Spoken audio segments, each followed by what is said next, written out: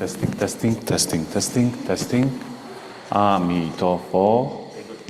Okay, good. Oh wow, it's good.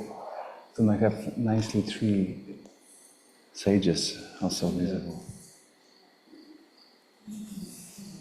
You could sit up, Dharma, just for a moment. Okay.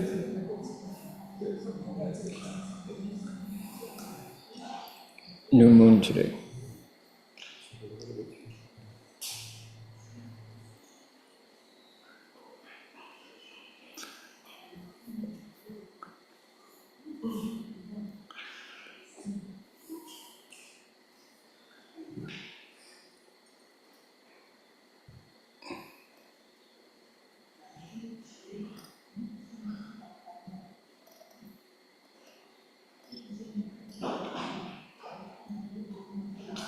So you can look at Jing Wei Shi. That will be the shot. Nice. That actually looks very good. Wow, it's so sharp. Oh wow. Amazing. Really, yeah. Pretty good. Let's rethink that sound.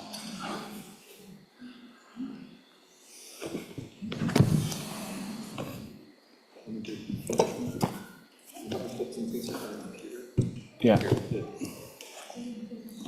Is enough for you, or you want the third one?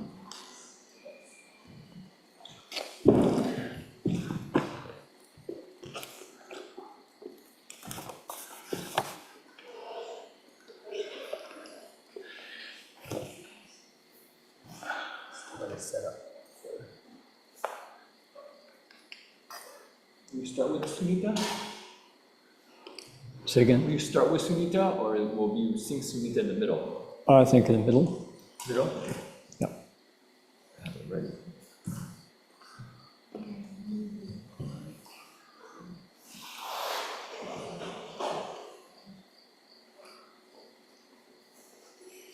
Kevin's going to translate. Kevin is coming. Oh, the whole team is here.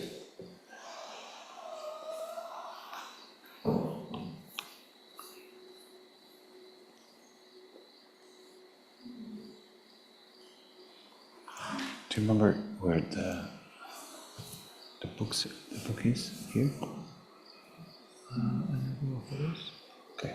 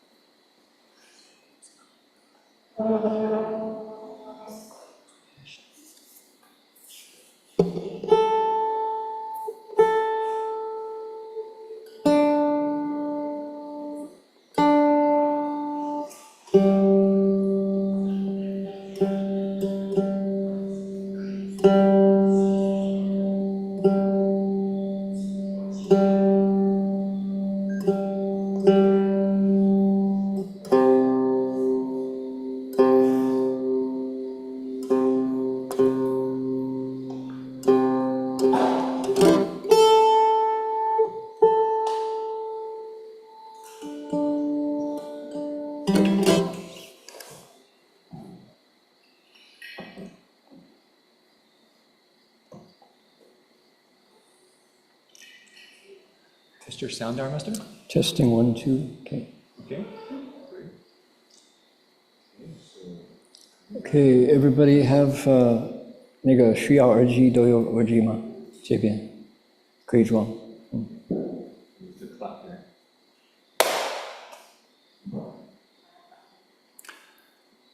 Okay, we ready?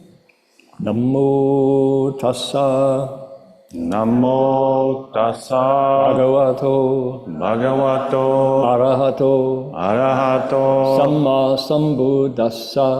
samma sambuddhassa. Homage to the blessed, Homage to the blessed, noble, noble, and perfectly enlightened one. and perfectly enlightened one. Namo sadanto Namo sadanto suchedoye suchedoye olahari olahari samya samputoshe 三藐三不走些 无上甚深微妙法，百千万劫难遭遇。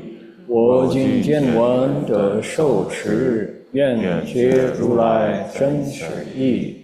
Supreme and wondrous Dharma, Supreme and wondrous Dharma, subtle and profound, subtle and profound, rarely is encountered, rarely is encountered even in billions of eons. in billions of billions. Now we've come to see and hold it Now we see and hold in it our sight and hearing, Within in our sight and hearing. vow to fathom the thus come ones, Fathom, thus come true one and actual meaning. to an actual meaning. Welcome everyone. We continue our journey through the early days of Dharma Realm Buddhist Association. We are in the early 70s, it's still a pioneering phase, Gold Mountain Monastery. And as we learned from yesterday, everything what was established came as an effort of community. You know, that all hands on deck, including monastic and Master Huas himself. Master, do you recall any stories when Master Hua, putting his sleeves up and jumping into the work and be the part of the effort, communal effort? Yeah. So my name is Heng Shi. We're here talking about the Buddha Dharma getting started in the West in the 70s. So this is now 2025. This was 50 plus years ago. At the time this story happened, I was still a novice. I was not yet a bhikshu. So this happened in 1975, indeed. So 50 years ago. And it's important to point out how Master Hua the things that he accomplished, he did single-handedly. He did it by himself. That is to say, now that I've said that, let me try it again. He was the spark plug.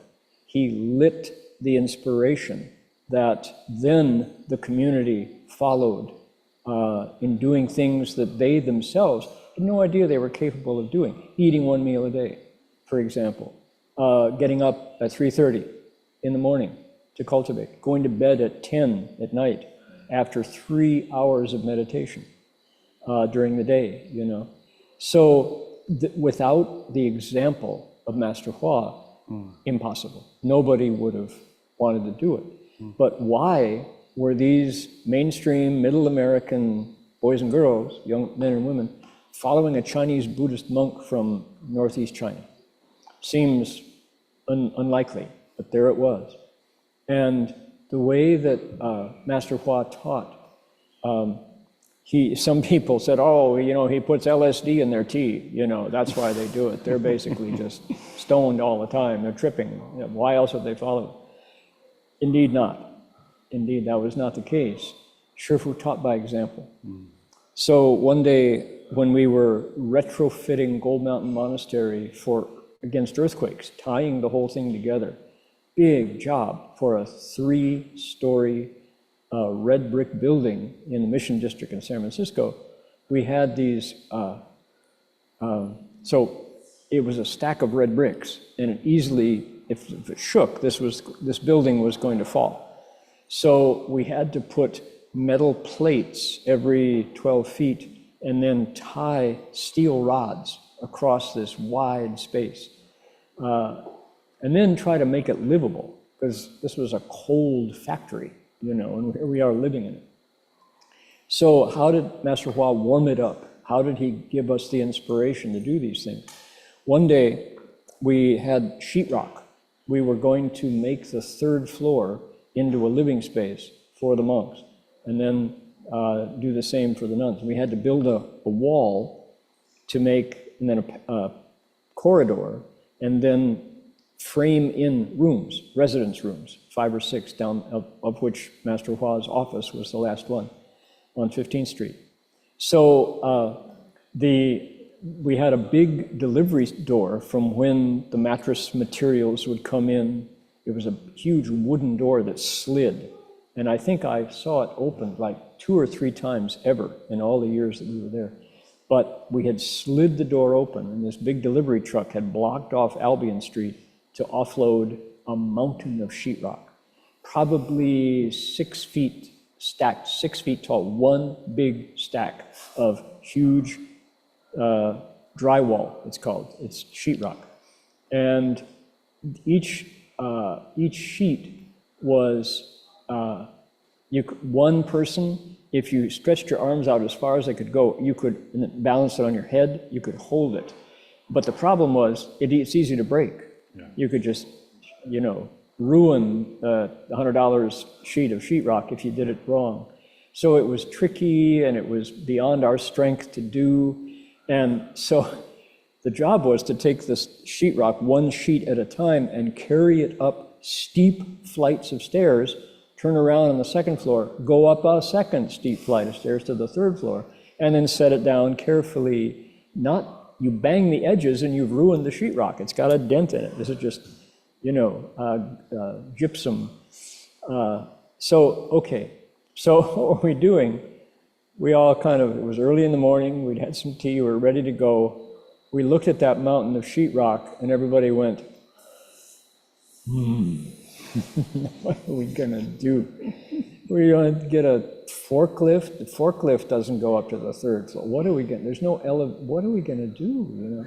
You looked at me, I looked at him, we looked at each other, and we had no idea what to do.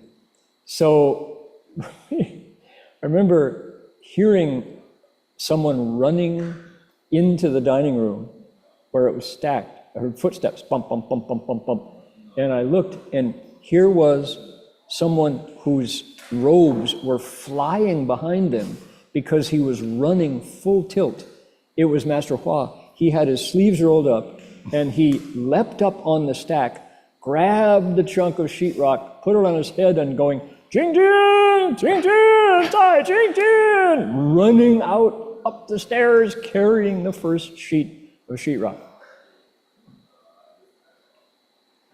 Okay, Jing Jin, we grabbed the sheet. Sure enough, it took an hour, and all the sheetrock was moved. But he was the first one, faster than the rest of us, and strong. It was effortless for him, and it's like, what is going on? But everything about that, for kids who had no particular tradey skills, we weren't craftsmen, we weren't sheetrock layers, we weren't, we had like one chief electrician, one chief plumber, one chief mason, putting up bricks and blocks with mortar. But that was it. The rest of us were totally unskilled, and we did it. We passed our inspection, and we got it done quickly because everybody who was doing the work by day listened to the sutras at night. All the workers came together at night. So we were truly one big family. And these were guys who came, our claim to fame was Bonnie Raitt's, the singer Bonnie Raitt's brother was a craftsman in Mendocino County. He built yurts, round Mongolian houses. And what was his name? But he was her younger brother. And he and his gang brought their baseball mitts. They were baseball players. They brought their baseball mitts to Gold Mountain, listened to the Dharma, built the monastery, rebuilt the monastery to make it earthquake safe. Shifu led the way.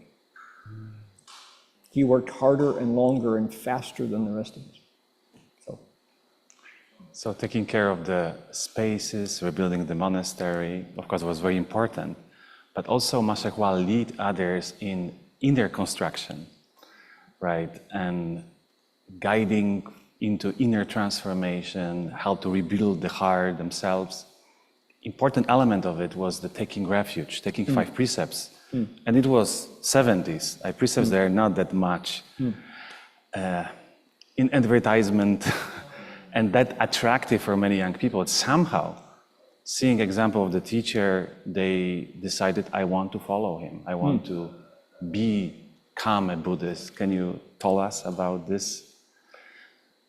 So I can tell my story. I was a graduate student across the bay in Berkeley, studying Chinese Buddhism academically at Durant Hall in the East Asian Oriental Languages department. And as one of the ways that I made my living, that I earned money, I was an astrologer. I did charts for hire. And it was person-centered astrology, not prediction. I wasn't a fortune teller. But I would look at the symbols and talk about them. And David Bernstein, my former roommate, was now Bhikshu Hangyo. He was a Buddhist monk, Master Xuan Hua's left-home disciple, absolutely was a bhikshu, studying Chinese as a monk. He would call me up and say, hey, when are you going to come over and meet the abbot? You know, remember we used to talk about where is the patriarch of the age? Well, you thought he was in the Himalayas? No, he's in the Mission District in San Francisco. And I was like, no, come on. I know that's not true. I've been to Japan. I know Zen monasteries. They're not for big cities. Come on. He said, you're totally attached. Come and meet the abbot. You know, and I don't think so. So I resisted. And he got me over once for a meal at Buddha's birthday, but I was still, I'll go to the library and study, you know, but I'm not going to go over to a mattress factory in the Mission District. So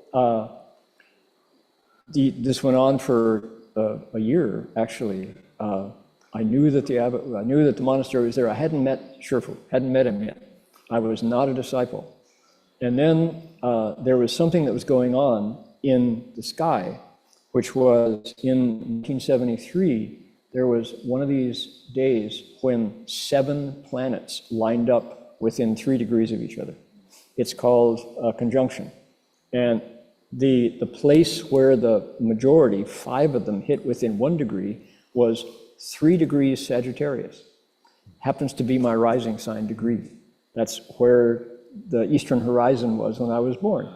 And your rising sign, I don't do astrology, I want to be clear about that.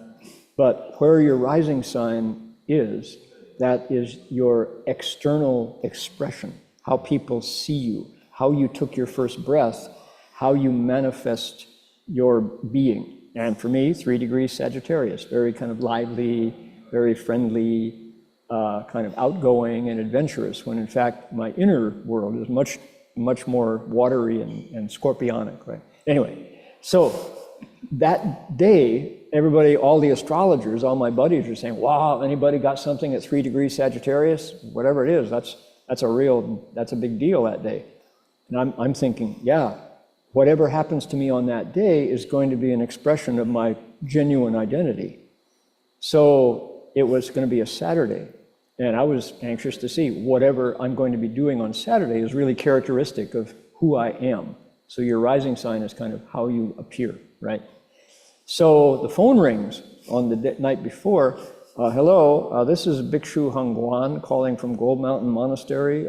This might be a little strange, he says, but our abbot, Chan Master Xuan Hua, told me to call you. He wanted you to know that tomorrow at 3 o'clock, there's going to be a refuge ceremony for becoming a Buddhist. And he said, you probably should know about that event. That's all, click. And I'm looking, 3 o'clock tomorrow was the moment of the conjunction on my rising sign. And I'm like, all right, I can't fight it any longer. It's like, so, how did he know? I had never met him, but so I went across the bay, and here was a group of people who were disciples of Sufi Sam Lewis. In San Francisco in the 70s, there was a number of gurus and swamis and teachers and yogis and all. And Sufi Sam Lewis, Murshid Sam Lewis, was one of the most famous. He was a Western guy who had become a Sufi saint. And a lot of people talk about him. He had quite charismatic teaching. And Sufi Sam Lewis had died recently. He came to Gold Mountain and studied with Shifu several times. But he had died just about 6 months earlier. And groups of his disciples had had 3 dreams within that last week of Sufi Sam coming to them in their dreams and saying, go to Gold Mountain, take refuge with the abbot. So the day that I showed up, here were all these people, and I think we're supposed to do something, take refuge, I don't know, and I'm there because I'm looking at the planets, and so we all took refuge that day, and it was called the California Dreamers, was that group. They were quite famous later on in San Francisco, but they were all disciples. And so you get your Red Refuge booklet, and it has your Dharma name in it. My generation, or Guo, the result of, the fruition of. And so I looked at it, and it was spelled Jen, which is Wade Giles romanization for Ren. And I said, oh, Guo Ren, that's really good. Patience, huh? Shifu, he said, no, Guo Zhen. Oh, Guo Zhen, oh, Zhen shi de Zhen. True, the version of truth. That's really, because I'm true most of the time, huh? He says, no, because you lie. You tell lies all the time. He says, you don't know the difference between truth and a lie. You think you can cultivate the way being phony like that? He said, no, you got to live up to your name. And I'm like, nobody had ever been that, impolite and direct and just to my face like that. That wasn't polite, And it was like, but I knew that this person, he'd picked that name out of empty space, and it was like, gulp. And it's bitter medicine. They say, 好药苦口而利于病. Good medicine tastes bitter, but it really can cure your illness. So that was my first awareness of what was ahead with this teacher. So taking refuge is a big deal for me and the California Dreamers. And how did Shifu know that was going to get me across the bay? No idea. But he taught everybody, each according to their ability to learn. California Dreamers, they were ready for that, a dream. Through Sufi Sam, I was ready through astrology. So, Master, how was the 3 refuges, the first part, 5 precepts? 5 precepts. Okay, well, the 5 precepts at the time, Shifu taught them together. You didn't have, it was Sangui Wujie. It's like, if you were going to take refuge, you better take the precepts, because that's what's going to help you. I have a better precept story than the 5 precepts, though, which is another skip ahead to 9 to 10 months later. I determined I was going to leave home, become a monk. It was that my good roots came right that fast. So we at that time did not transmit the lay bodhisattva precepts, the 6 and the 26. They didn't exist. If you wanted to take the bodhisattva precepts, you took the left home bodhisattva precept, which included celibacy, interestingly. So it was determined that I was going to shave my head, but the opportunity for the bodhisattva precepts, the Chujia, the 10 major and the 48 minor, came up the day of Thanksgiving. There was no, from the point of view of the Buddhist calendar, nobody cared about Thanksgiving, but it just happened, coincidence, right? So I had determined that I was going to leave home, and it was going to be in the next couple of weeks. And so here was a chance to take the Bodhisattva precepts. I thought I better do it, better grab the chance.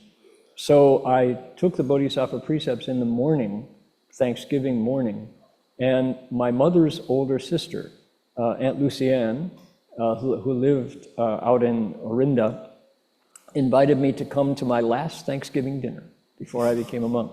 She was an evangelical Christian. She was a super strict Presbyterian.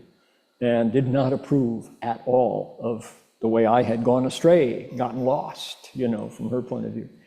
So among the precepts you take in the lay bodhisattva precepts it's really strict. It says, if you take a glass of prepared alcohol, liquor, any kind of wine or whiskey or bourbon or mash or whatever it is, if you pass it to someone willingly, knowingly, say you won't have any hands for the next 5 lifetimes. You lose your hands. So, and it's like, oh, that's really severe. But it's designed to get people to stop drinking, to really let go of that habit. So I took the precepts that morning and I'm like, whoa, this is really heavy, but I know I can do it. I'm determined to do it. So here I am, drive my Volvo out to Orinda thinking, well, this is the last time I'll do this. And of course it was a full Thanksgiving dinner with turkey and dressing and stuffing and all the fixings and 3 kinds of pie, pumpkin pie and mince pie and apple pie. And so I sit down at the table. They're like, oh, Chris, you're going to leave home. What are you going to do? You're going to be a Buddhist? What's that? And so I'm sitting there, and Aunt Lucienne goes, Christopher, would you please pass this to Uncle John? And I reach out for it. It's a bottle of white wine, dripping wet with cold condensation. And I'm like, oh no, Uncle John? That's all I could think of the rest of the meal. Of course, I didn't eat. It was already 3 p.m. and I had my one meal of the day. But I was there to sit with them, and I thought, at least I have one left anyway. So it's now night, and I've driven back across the bridge. It's dark. It's 9 p.m. and Gold Mountain, just a few lights on. So I ring the bell and I come in, and here's Master Hua, big smile on his face. Oh, Guozhen, 怎么样啊? Seeing your Lao Ayi, your old auntie. I broke the precepts. I couldn't even hold them one day, Shivu. And he said, what happened?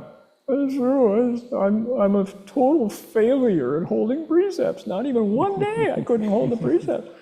And he looked at me and he said, I remember it seemed like he kind of filled the room with he said, did you kill anybody?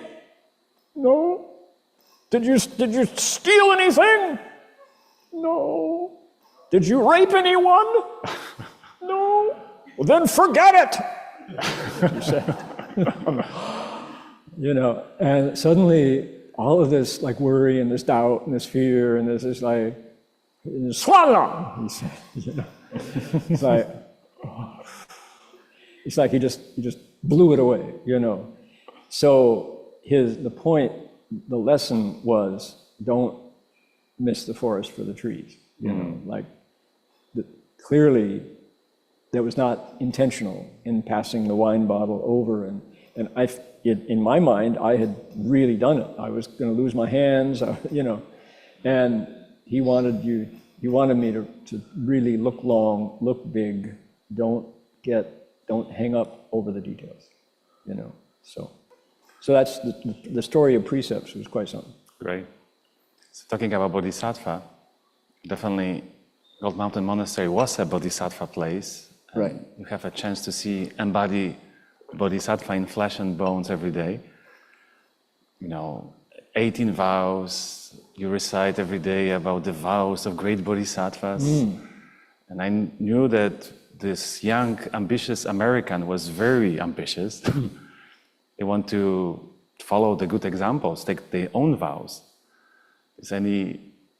Comes to your mind the stories of taking vows? Vows in the Avatamsaka Sutra in particular, the word yen or shi yen, fa yen, vows is really V-O-W, not vows, but vows. This is really an important aspect of a bodhisattva's practice. And of course, there's the 4. Even if, until all living beings are crossed over, I myself, Zhongsheng, I will not accomplish the way. Erstor Bodhisattva's vows are living beings are infinite, even so, I vow to take them all across. And afflictions, even though they are manifold, I'm still going to cut them all off and transform them. And methods of practice are boundless. Even so, I'm still going to learn them all. And even though the Buddha's way is the highest thing, that's my potential. So these are Bodhisattva's basic vows. Then there's individuals. There's Earth Store, and there's Samantabhadra's 10 vows. Our example, Master Chengguan, Qingyang Guoshi, made 10 special vows. So somehow this became something that people did. And in our book here, we have Upasaka Guoyo. This is Gary Linebarger, kneeling down on his bowing cloth, making vows. And for some reason, it was, I couldn't tell you how it began, but somehow at Gold Mountain, and then a little bit into CTDB, but mostly at Gold Mountain, spontaneously, left home people first, but also lay people would go, I would like to make a vow. And they would take incense, walk around the Buddha 3 times, bow down, as Gary is doing here, and say, I, disciple Guo, something or other, before the Buddhas and Bodhisattvas and before the Venerable Master and the Dharma, I would like to make the following vow. I vow that I will leave home in every lifetime, or I vow that I will translate the Avatamsaka Sutra, whatever. And then Shifu would say, well, 你们都觉得怎么样啊？有没有这个可能性啊？ And you think this is possible? What do you think? Is this person going to be able to do it? And then usually people wouldn't say anything. Sometimes they would say, yeah, that's a great vow. Occasionally, Shifu would say, 办不到吧, 不可能的, you can't do this. You're just doing it to kind of sing along with the crowd. You don't want to be left behind, But by and large, people would spontaneously promise to do something heroic, massive or noble. Sometimes, and vow, like David, remember Guozhou, David Rounds, the late David Rounds. He was, everybody really, really loved David. He was a Harvard-trained English major and choir director, musician, newspaper editor, author, taught at CTDB for years. So Guozhou tried to leave home, and he really seemed to be very sincere. And he was married, and his wife Sue was also a dedicated Buddhist and all. So David wrote novels. He wrote documentaries. He was a prolific writer, published novels. Shifu, in fact, paid to publish his first novel, Celebrezze's Journey, Buddhist Text Translation Society. We probably have a copy here. So, okay. So one night, David Rounds got up, walked around the Buddha, lit the incense, bowed down. I, disciple Guozhou, want to leave home and cultivate the way. And I vow that I'm going to do this. And so he waited, Shifu waited, he waited, kneeling there. And Shifu said, what do you all think? Can Guozhou leave home this time? And remember, waiting. And somebody said, well, we'll certainly support his efforts. We'll try and make it work. Okay, Guozhou, try your best. 自强不息, try your best, he said. So the next day, and then Shifu said one more thing. He said, what was Sue's name? I forget her Dharma name. She was Guo something. He said, Guoxian, what do you think? You going to let your husband leave home? He said. She said, take him. So she laughed. So, okay, so the next day, Guozhou came in and he had a suitcase on a handle that he rolled in behind him. And with his right hand, he rolled in the Oxford English Dictionary, 10 volumes on a wagon. Oxford, the OED, this is the #1 most distinguished English language dictionary. And there was an edition that was published that was so big, it was as big as this table. And you had to pull it on a cart. He had a suitcase and his Oxford English Dictionary rolled in after Guozhou, carried it up to the third floor. So we're like, wow, that's really something. He's going to do it. Guozhou is going to leave home. So he, you know, 早课, meditation, morning work, afternoon, lunch, then meditation, evening ceremony, sutra lecture. There he is, all bundled up, you know, really doing it. One day, and then 2 days, and then the third day, didn't show up. We're like, oh, go knock on his door. Knock, knock. Oh, he's gone. No suitcase, no dictionary. And so nobody says anything, you know. And then a week later, evening lecture, here's Guozhou. So Shifu says, Guozhou, he says, you made a vow to leave home. What's 怎么样啊? Very, very friendly and supportive. And Shifu said, Shifu, I tried. He says, I could give it all up, but you know, he said, I was surprised. The hardest thing, the thing that knocked me out of the monastery that I couldn't let go of, was the New York Times and toast and coffee at breakfast. Couldn't let it go. He said, I kept thinking about it. People are attached to different things. New York Times, toast and coffee at breakfast, which you don't get in the monastery, you know. So Shifu said, well, he said, Guozhou has important work to do in the Dharma, he said, but his wish to leave home, like the books he writes, is mostly fiction, he said. 他出家的愿就像他写的书多数是小说，他说。So it's like, oh, you know. So he became really central to our translation work. He was the chair of the committee that translated the Shurangama Sutra, new edition. So not everybody has the same jobs to do in the Dharma. But Shifu, by letting him leave home and letting him fail and support him, brought him closer than he probably would have been as a monk. And was the case that Master Hua accept all the vows what people want to make, or do you remember any? Yeah, my wish away? to do 3 steps, 1 bow got rejected 6 times. Oh. And then finally, the 7th time, when Marty showed up, he said, "What are you waiting for? You make your stupid vow. Hurry up." Okay. So yeah, sometimes it would just be, people would say, I'm going to be a Buddha and teach every living being in the 10 directions, the 3 periods of time, the limitless, and the number of dust modes of empty space in the Dharma realm. Shifu would say, and let's see, have you mastered full lotus yet? You know? Well, no, but so why don't you work on what's in front of you and then let the empty space, that'll take care of itself. You know? So sometimes people you could tell the vows were not sincere. They sounded great.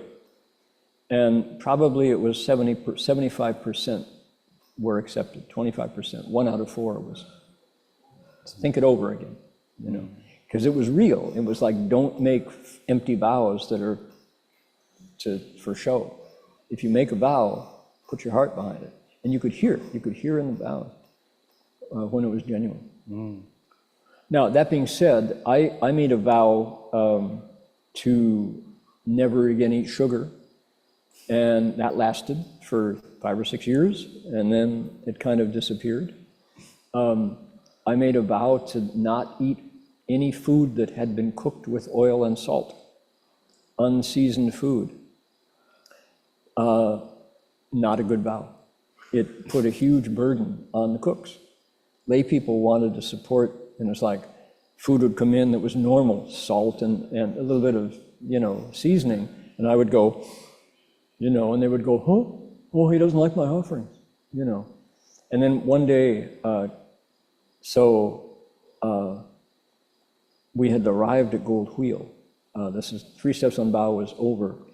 Helen Wu and Wesley Wu had invited us to Gold Wheel to lecture on the sutra. So this was at 6th Street. And I was keeping my vow of no oil, no salt. And it would clearly, it was putting a burden on lay people. They had to fix something special for me. And the point, so if you, 没有油盐的菜, they say, you eat no oil, no salt, the idea is to calm your tongue so that your tongue is not, craving sweets, craving salty, craving spicy, hot food. And I went through so many variations of trying to struggle with food when it was all a waste of effort. Food is gasoline. It's the five contemplations, right? It's just there to fuel for a car. So you don't try to taste better gasoline. It's just fuel, right? But I was in there trying to, manipulate it and get it just right. So one day, Shifu was visiting Gohuyo, and he'd come down for the weekend, and we were thrilled. I was keeping my silence vow all this time too. So Marty, meanwhile, was eating normal food, and he would look at me and just roll his eyes, because I was picking in this and that. I can't eat that. I can't, and mostly being afflicted about it. It was not a matter of light and goodness. It was picky and mean-spirited, rejecting. So that day, we had done something, and we were late for lunch. They had left food over on the stove at Gohuyo in the kitchen, but no food with no oil, no salt, right? And so I was sitting there like that, just sour, I won't eat. I'll show them, You'll feel bad, right? I hope, just bad chi, right? And so sitting there, and Marty's feeling terrible. He's kind of eating like this. And so I'm sitting there, and we have to lecture twice that day, after lunch and then in the evening. So I'm going to be lecturing on an empty stomach twice, right? Hard. So there was a Shami who was no longer in robes, but he came down and he had a tray in his hand, and he set the tray in front of me, and he said, Shifu says, eat this. You need fuel to lecture. There's no oil, no salt. And I looked at it. It was Shifu's lunch. Oh. We were already an hour late. He didn't eat, and he had no oil, no salt dishes prepared that he gave to me. And it's like, So I ate that, and that was the end of my no oil, no salt vow. Time to eat normal. Already, we don't eat meat, we don't eat fish, we don't eat onions, we don't eat garlic, we don't drink alcohol, that most people do. To then cut it down to no seasoning is like punishment. That's not wholesome. The body needs a certain amount of oil. So anyway, so that's not every vow is wise. Some vows are unwise. So we're still in the pioneering phase, and building the way place required a lot of resources. Building as you mentioned, repainting the walls and creating the Buddha hall and so forth. But also to create a lot of, I can say, the spiritual capital. As we heard here, to create this monastery, and millions of Shurangama mantras around the world were recited. And you a little bit mentioned yesterday, we have this bittersweet photo of Heng Jie with eating the blueberry pie. Yeah.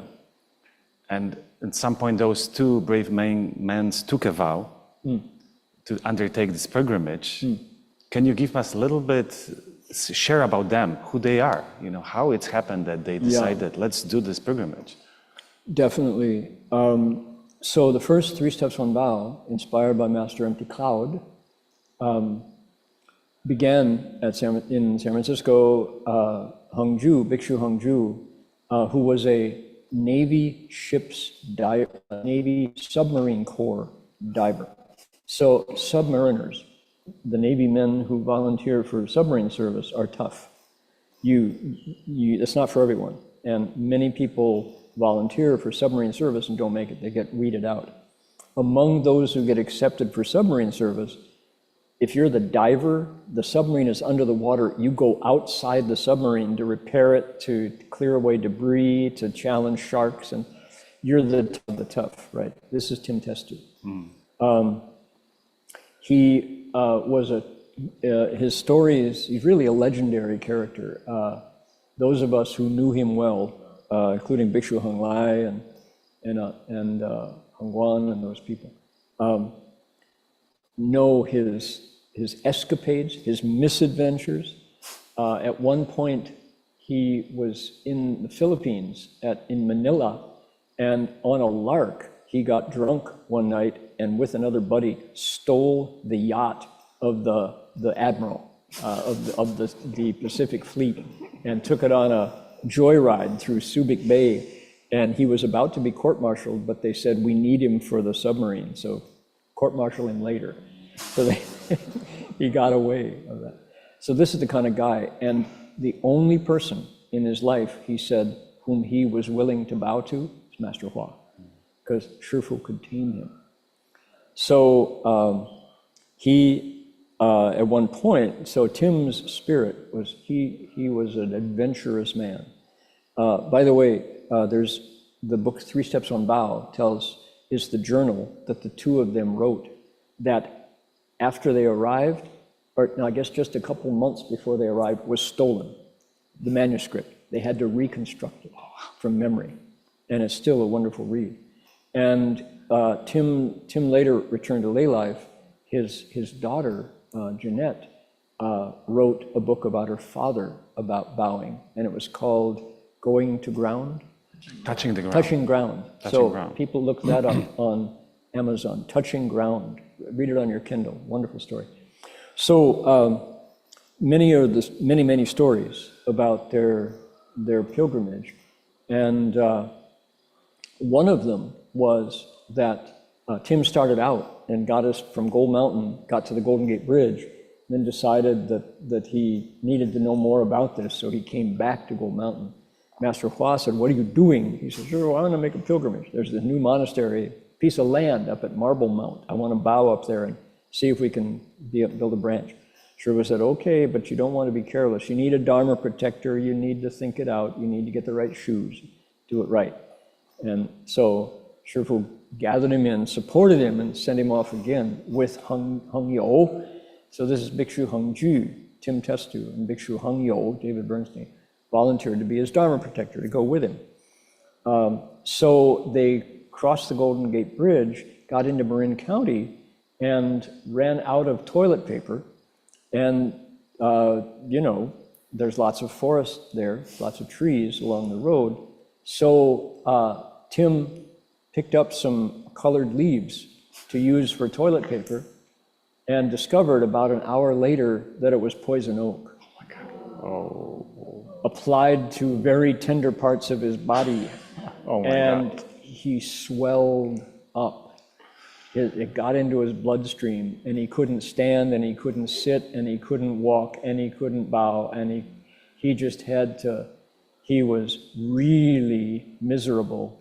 And Alan Nicholson, Gogoi, and David Rounds, some of the lay people, drove back to Gold Mountain and said, Shifu, your disciple Hongju has got a problem.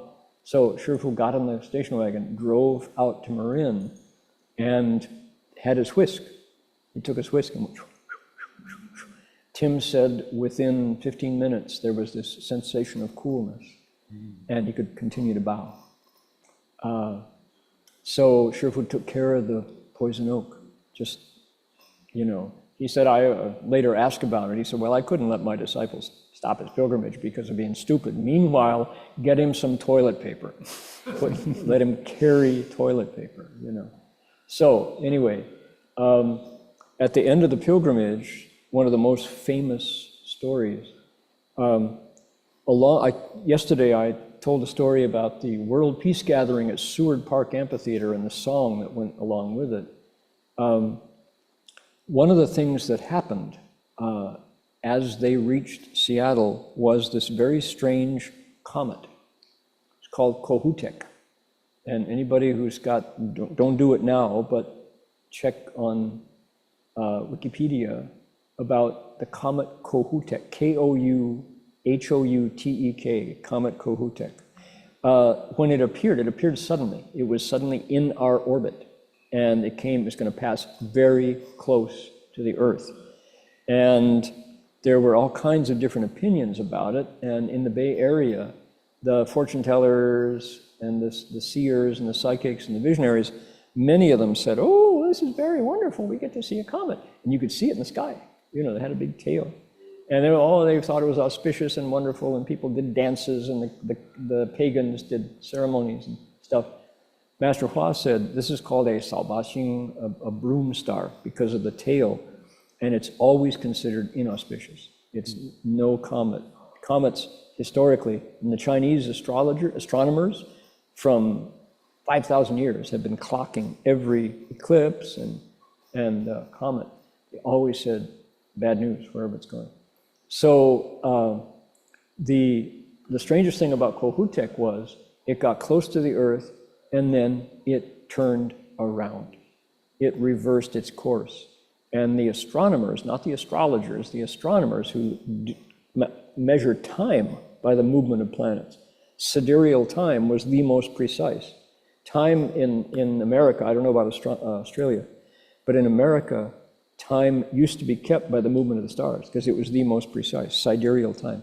Now, and it's the sidereal clock is somewhere in Denver, I believe. So now time is kept by shooting a laser beam at a quartz crystal. That's supposed to be the most precise now. So it's no longer the stars, but for a long time, that's how precise. Kohutek turned around. It went away, and nobody could explain it. What happened? They called it the shy comet, because it came in and went away. And Shifu said, well, these two, at the World Peace Festival, he said, you know, Big Jew and Small Yo, he said, Big Jew is still getting angry. And he bowed too fast, but you know, they did get a response.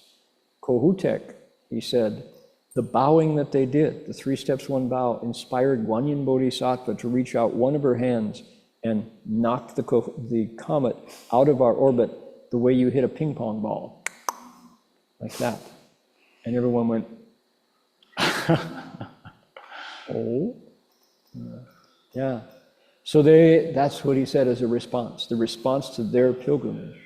I mean, our 3 steps, 1 bow didn't even get that response. You didn't talk? That's good, you know. It's like, but, so they continued on their way, and the biggest problem of the pilgrimage of Hengzhu and Hengyo was Coca-Cola. Shifu told them, he said early on to Hengzhu, he said, now, most important thing is that you don't get angry. And you, he said to Hengzhu, he says, I know that anytime you get sugar in your system, you get angry as a result. He said, if you cannot drink Coca-Cola, you will accomplish your vow. So, well, it didn't always work. And Hengzhu would drink a Coke and then scold Hengyo. You know, that's the way it went. So they write about it, you know, how this is, he admits that this is a kind of an attachment that he had, Coca-Cola. And he would try to carry 1 or 2 in the little cart that Hengyo, you know. So they got to it, they were almost at Marble Mount. They were just a couple miles away, which is a piece of land up on the Skagit River. Not a great place, but it was a vacant land. That was their destination. They were only a few miles away, almost ready to complete their pilgrimage. And they saw it was now in the mid-afternoon, it was hot, and somebody made an offering of $5, and Tim had it in his pocket, kind of like the berry pie, you know. And they passed a mom and pop grocery store on the side of the road. So Hengzhu said to Hengyo, he says, you wait here, you know. Hung Yo was feeling kind of beat up on. He just sat there on the curb. Hung Ju went into the grocery store thinking to buy a Coke, right, with his $5. So he said, as he arrived in this tiny little store, a pickup truck pulled up outside the store. And here was a guy, a short guy, with dark glasses and a beard and a baseball cap and big boots. And there were 2 dogs in the back of his pickup truck. And the dogs were like, "Yap, yap, yap, yap," jumping out, running around, and they were full of energy. And he says, as soon as the guy walked in, oh, why did this go dark here? It's okay. This batteries are dead. As soon as, he says, as soon as the guy walked in the store, everybody seemed like they knew him. He was everybody's friend, but nobody had ever met him before. But he was, suddenly it was like, oh yeah, yeah. And he did that. He went to the owner, he went to the kids in the aisle, he went to the gas pump guy, and just friendly with everybody. And the energy just went up in the store. And Tim said immediately he felt defensive. He said, well, forget the Coke, I'm just gonna get out of here. And he thought, the guy's over there in that aisle, I'm gonna go down this aisle, I want to avoid him. So he says he came around the aisle, bumped right into the guy. And the guy takes off his glasses, looks up in his face like this. Immediately, Tim feels like he's exposed, right? He says, I just felt like I was looking at the sun, he said. And the guy said, you call yourself a Buddhist? He said, like this, that tone, you know. Tim says, well, Tim was 6'2", 6'3". He said, I never said I was perfect. And he felt defensive, right? You know. Guy looked at him, he said, I don't think you're a real convert, he said. And he took off his hat now. He says, you want to hear what the Buddha taught in plain English? He said, what did the Buddha teach? Says the monk, you know, the great pilgrim. Guy said, he said, be compassionate. Stop knocking the little guy around. Immediately, Tim saw every episode on the pilgrimage when he'd been mean to Hung Yo, right? Mm-hmm. And he says he just felt like he was deflated. Psst. The guy looked at him one more time, stared at his face and said, I'm not your enemy, I'm your friend. And then he got out, jumped in the car, the dogs jumped in, drove away, right? And Tim said he felt very, very old. He said at that. He went out and sat down on the curb next to Hung Yo and just apologized for being mean to him. And so Hung Yo said, well, why don't we call Shifu? That sounds little unusual. He didn't see any of this. He just heard Hung Ju told him the whole story. So they called Shifu, called Gold Mountain. And Shifu said, did you bow to him? Bow to him? No, Shifu. You missed Manjushri Bodhisattva! Where'd he go, where'd he go, where'd he go? And he said, even though he knew that he had blown it, he said they looked south towards Gold Mountain, and in the sky, there was a dragon cloud. And it was moving. It was the sunset, you know. And he said they knew their pilgrimage was finished at that point. They still had a few miles to go. But Manjushri was there to kind of seal the deal. Be more compassionate. Stop knocking the little guy around. That's what the Buddha taught in plain English. So that's in this, get the book 3 Steps on Bow. It's a great story to conclude it.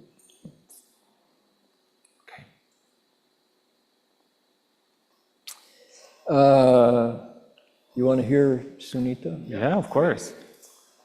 You had it on the screen the other day. So here's an example of vows, right? This is the Buddha's last Arhat disciple, the last monk to leave home and accomplish the way.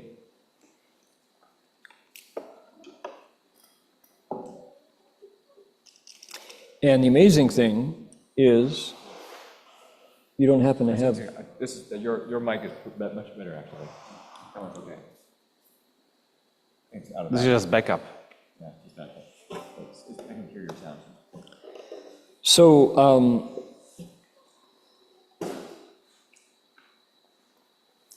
this instrument, by the way, is 115 years old. This was made in 1913 in Kalamazoo, Michigan. It's a Gibson Mandola.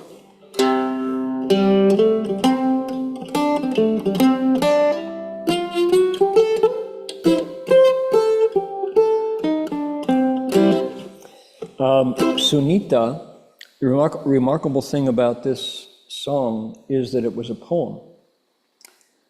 It belongs to the collection called the Therigatha, the Songs of the Elder Monks. And these are actual poems written by Buddhist monks in the Buddha's lifetime. These poems are 2,500 years old. And as such, they represent one of the oldest collections of literature we have at all, written by actual people. So Sunita, the amazing thing about Sunita, he was an untouchable.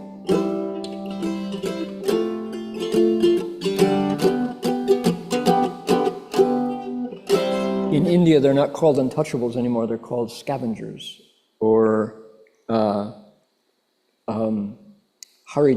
which means basically that. Because their job was to pick up garbage and things that nobody else wanted to touch. And Sunita, he was homeless, he was an orphan, he was raised by a single mother, and he was a garbage man. So he made his living by going to wherever in India there had been a puja, a celebration. India is full of places where you can do celebrations. And he would pick up the broken flowers and any leftover food and subsist this way. And he walked around with a pole and a basket for his living. So he was at the bottom of the heap, the bottom of society. But he had a practice, which was he bowed. He made ritual prostrations. He made a vow to bow, and he never missed.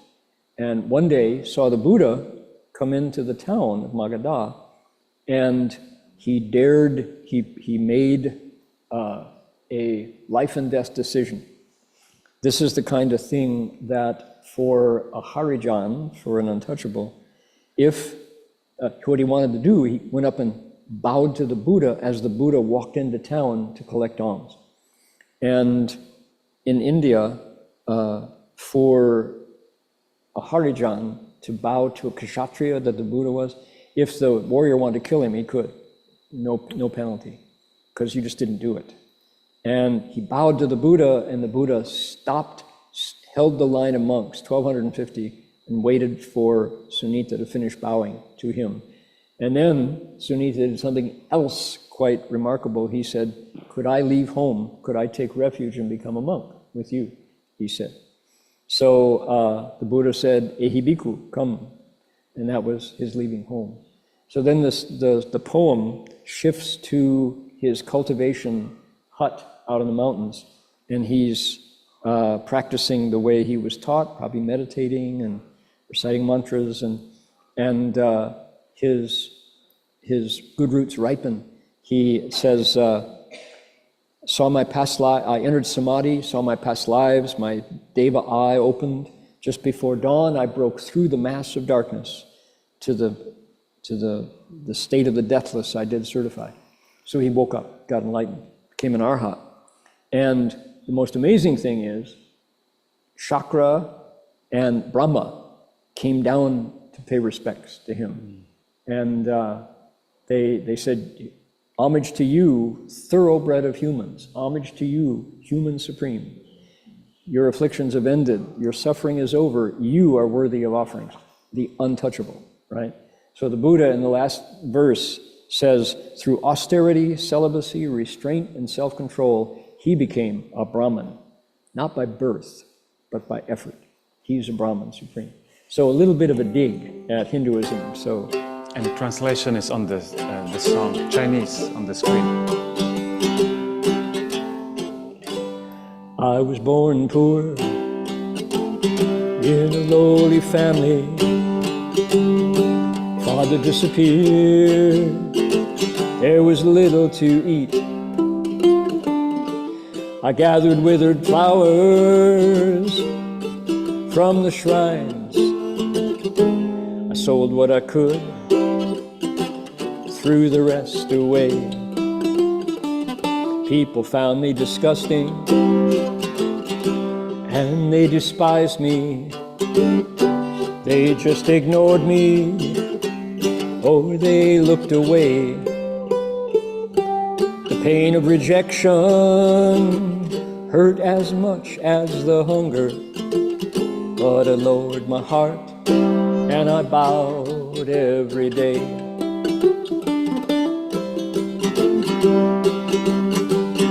Then I saw the great hero entering the city, the greatly awakened one with his monks in line. The most supreme of the Magadhans, walking like a lotus, pure and refined.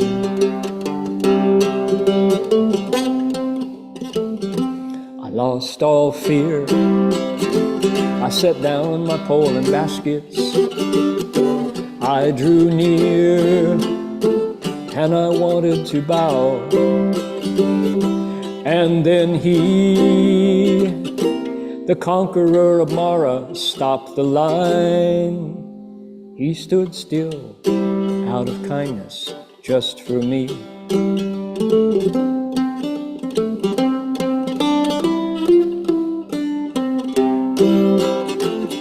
After showing reverence at the feet of the teacher, I stood to one side and I said these words. O great sage, supreme among all beings, may I take refuge and leave home with you.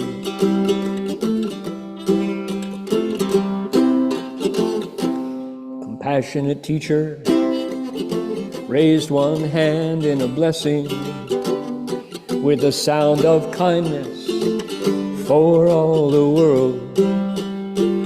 He said, Ehi Bhikkhu, come monk, that was my ordination.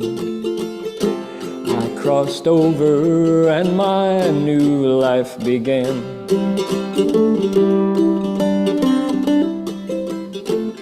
Now I live alone out here in the mountains. I never tire as I cultivate the way, following my teacher's words just as he taught me,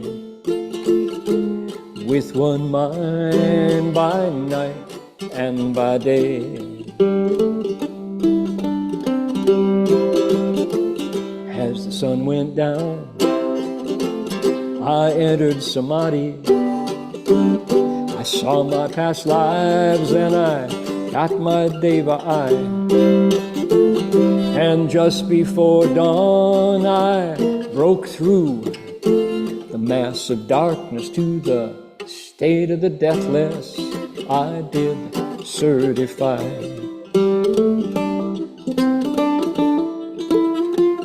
Oh, the night was ending and the sun was returning. Indra and Brahma paid their respects to me. With their palms together, shedding light the way gods do. With eloquence, they said these words to me. Oh, homage to you, thoroughbred of humans. Homage to you, human supreme. Your afflictions have ended, all your suffering is over. You, dear sir, are worthy of offerings.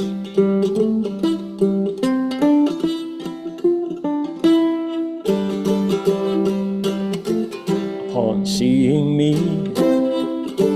venerated by the Devas, the Buddha smiled and he proclaimed, through austerity, celibacy, restraint and self-control, he became a Brahmin. He is a Brahmin supreme.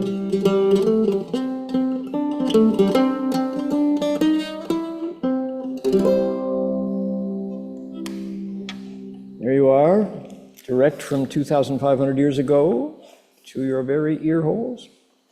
Ballad of Sunita. If anybody's looking for something to translate, check out the Therigatha and the Therigatha, the songs of the Buddhist nuns. Some of the most amazing, true episodes of women 2,500 years ago who met the Buddha and gave up stinky husbands and 10 kids, 9 of whom died before they were 2, you know. They let all that go to follow the true principle in the Bodhi way. So those poems are there. Theri, T-H-E-R-I, Gata. It's available up there. There's 3 or 4 good translations. Okay, time to dedicate merit. Make a wish.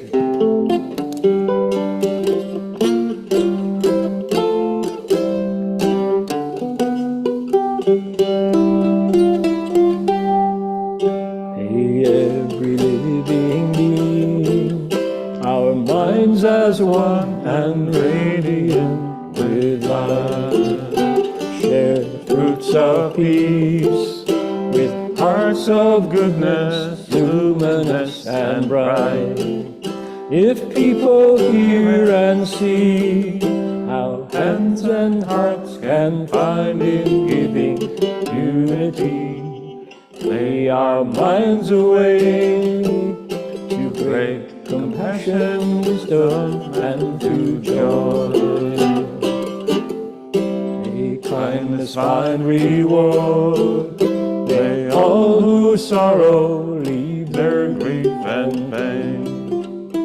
May this boundless light dispel the darkness of our endless night. Because our hearts are one, this world of pain turns into paradise. May all become compassionate and wise. May all become compassionate and wise. May all become compassionate and wise. All righty. We've got more stories for you tomorrow night. Hope you're enjoying these retellings of true events, bringing the Dharma to the West. Yeah.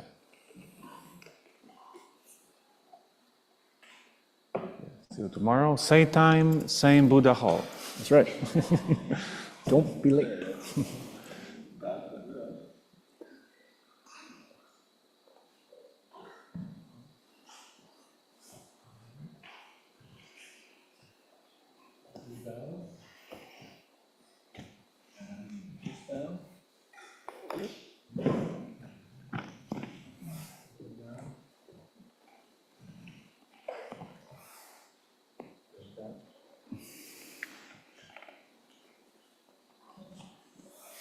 In respect to the Venerable Master.